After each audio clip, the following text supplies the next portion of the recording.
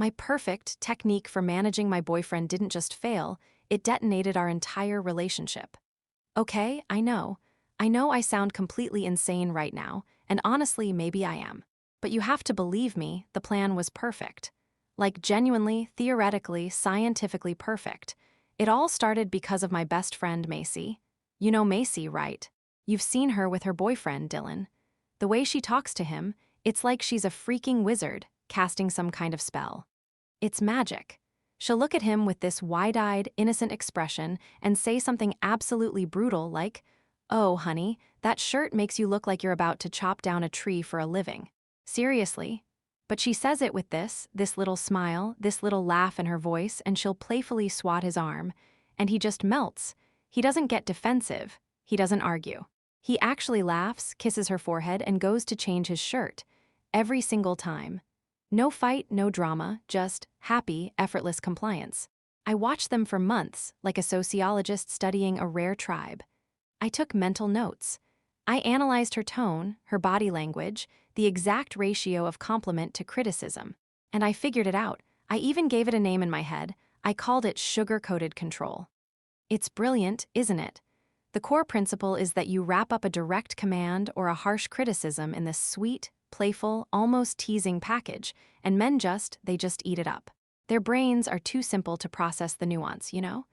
They hear the sweet tone, see the smile, and the actual words just fly right over their heads. They don't even realize they're being managed. It's not about being mean or manipulative, I told myself. It's about being smart. It's about optimizing the relationship, greasing the wheels, you know, making things run smoother for everyone. And I thought, God, I can do that. I'm smart. I'm charming. I can do that for Caleb, for us. Because I love him, I really do, but sometimes he can be so stubborn, so set in his ways. I just wanted to help him, to guide him a little bit, to polish the rough edges. I honestly, truly believed I had cracked some fundamental code of the universe. I thought I was a genius. Turns out I'm just an idiot, a complete and total relationship-destroying idiot. So, armed with my brilliant theory, I started the experiment.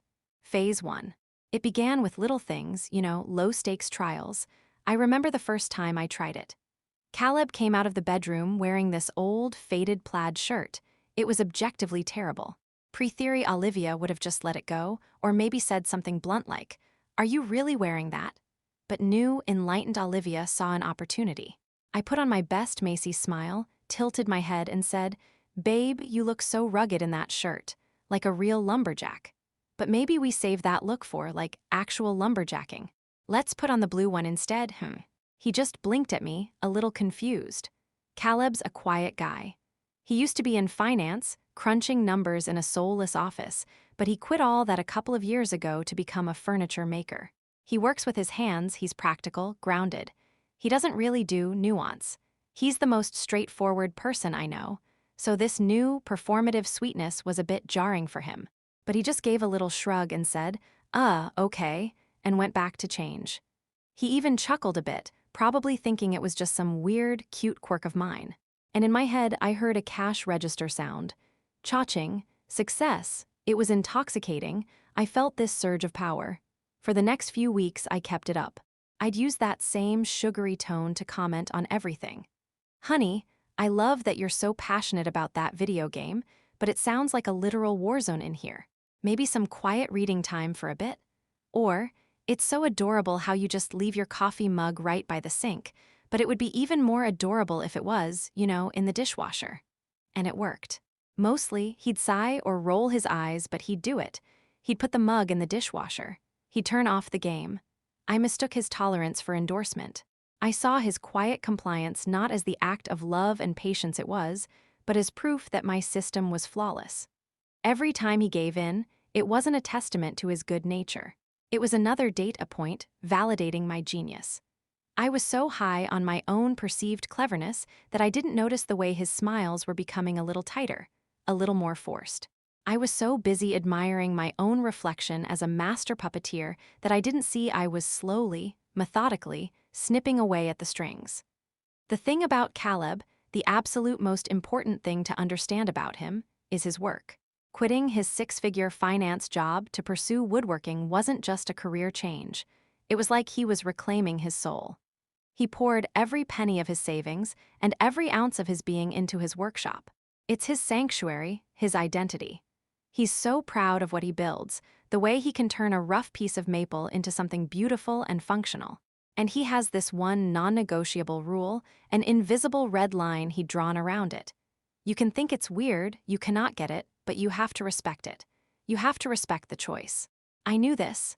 On a logical level, I knew this was his core.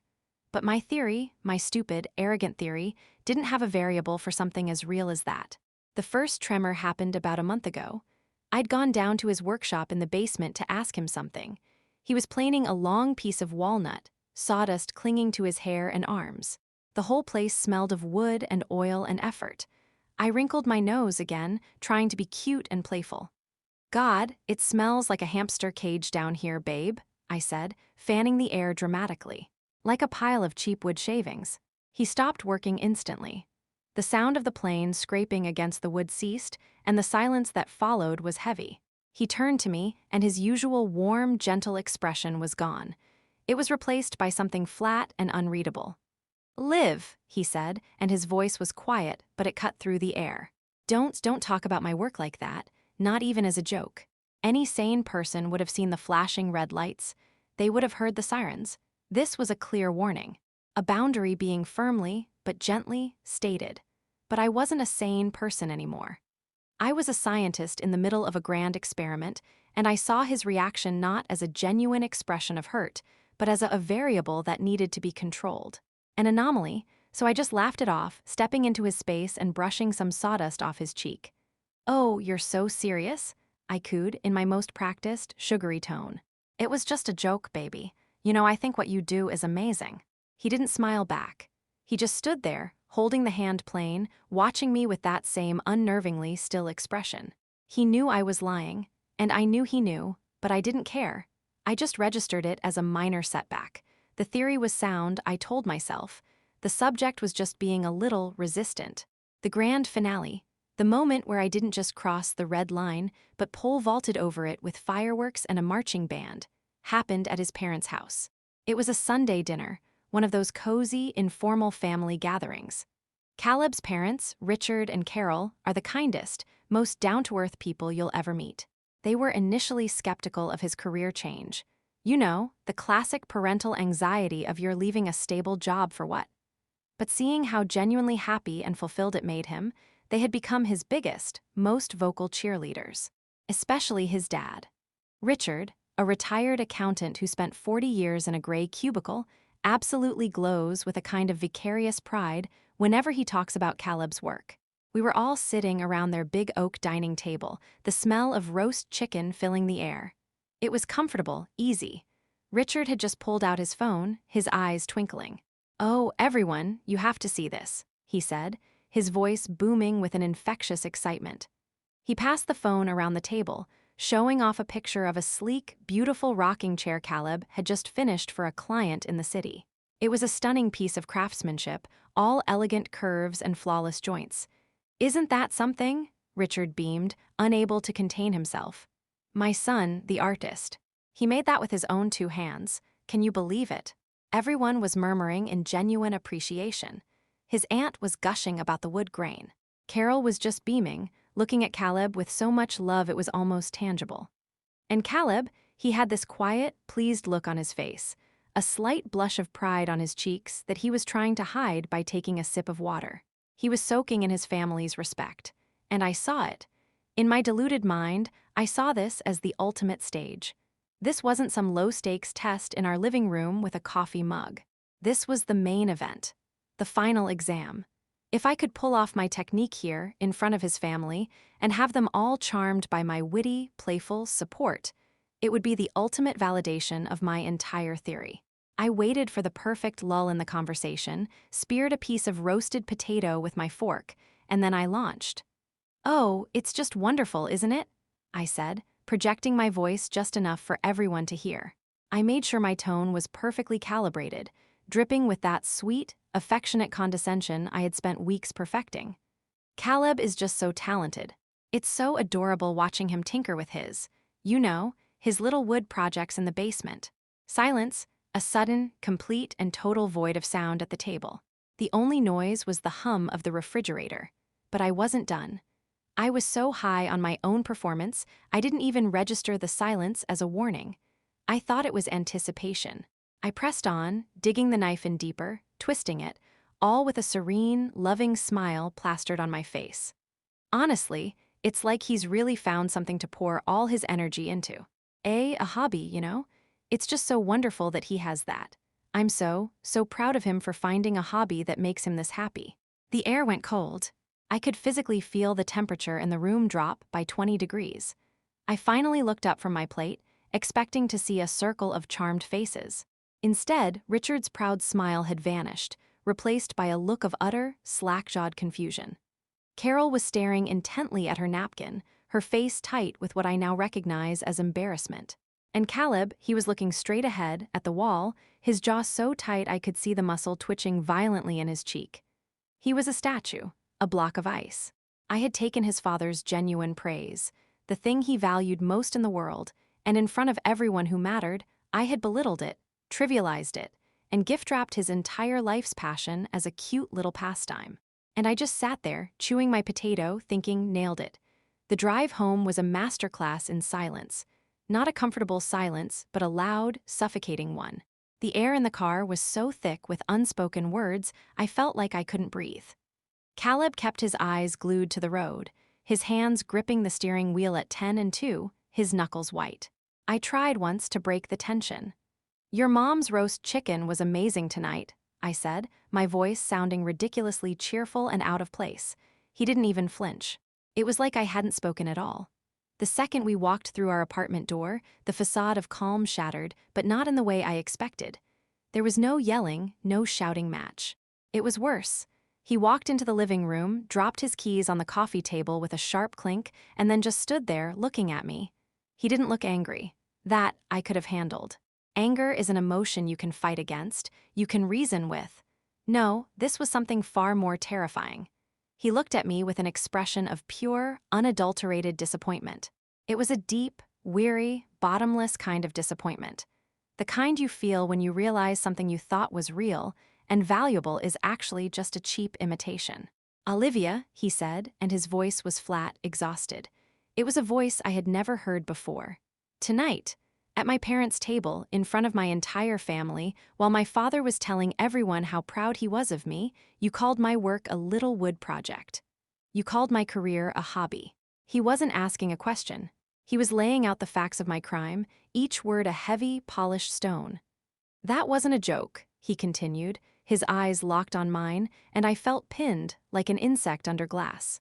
"That was contempt. You were belittling me. You don't respect what I do. You never have you?" The calmness of his delivery was what made it so brutal. Every word was precise, deliberate, and devastatingly accurate. He wasn't just talking about tonight. He was talking about the plaid shirt, the coffee mug, the hamster cage comment. He had been seeing it all, collecting all the data, and had finally reached his conclusion. And in that moment, seeing the profound, quiet pain in his eyes, the first cracks in my brilliant theory began to appear. I finally realized I hadn't been clever. I had just been cruel. Panic. A cold, nauseating wave of it washed over me. The entire elaborate, self-congratulatory structure I'd built in my head was crumbling, and I was free-falling. I did what any cornered, guilty person does. I tried to talk my way out of it, not with reason, but with a desperate, pathetic excuse. No, Caleb, you don't understand." The words came tumbling out, frantic and disjointed. "It wasn't like that. I was doing the Macy thing. It's just a thing, a technique." He just stared at me, his expression shifting from disappointment to genuine, bewildered confusion. "The what thing?" "Macy." With Dylan, I was practically pleading, my voice getting higher. "The way she talks to him, all sweet and teasing, she gets him to do whatever she wants. I was just trying to do that. It's a way to make the relationship more fun, more playful. It wasn't supposed to be mean, I swear." I watched his face as I explained my insane, sugar-coated control theory. I saw the exact moment his disappointment curdled into something else. Something much worse. It was a flicker of shock, followed by a look of profound, almost pitiful realization. It was the look you give someone when you realize they aren't just misguided, but fundamentally broken in a way you can never fix. So, he said, his voice barely a whisper. Let me get this straight. None of that was real. All those little comments, the cutesy tone, that was all a performance, an act.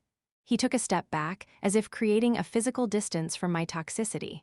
The humiliation you put me through tonight, in front of my own father, that was scripted. You actually planned to be that condescending. The word scripted hung in the air between us. It was the nail in the coffin. My pathetic attempt to justify my actions had just made everything 100 times worse. I hadn't just insulted him in a moment of thoughtlessness. I had revealed that my cruelty was premeditated. He shook his head slowly, a small, sad smile touching his lips. It was the most heartbreaking expression I had ever seen. Wow, he breathed out. I'm done, Olivia. I'm so tired. I can't do this. He turned and walked toward the bedroom.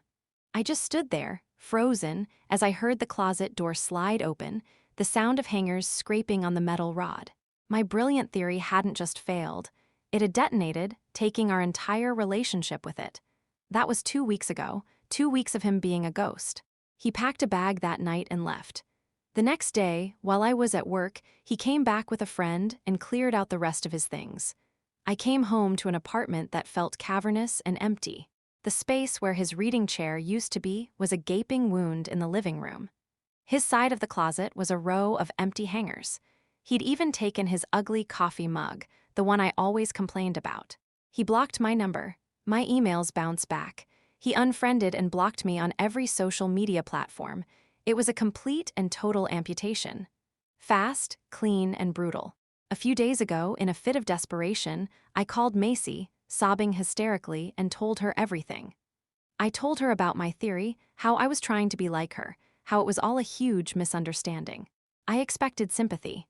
I expected her to say, "Oh, Liv, he's overreacting. Let me talk to him." Instead, there was a long, uncomfortable silence on the other end of the line. "Oh my God, Olivia," she finally said, and her voice was cold, completely devoid of its usual bubbly warmth. It was the voice you use with a stranger.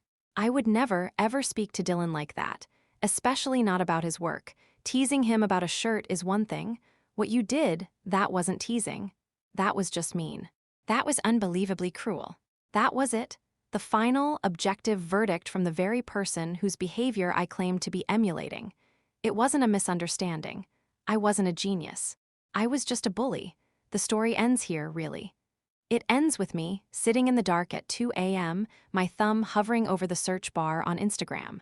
I created a fake account, a burner with no pictures and a random name, just so I could look at his profile.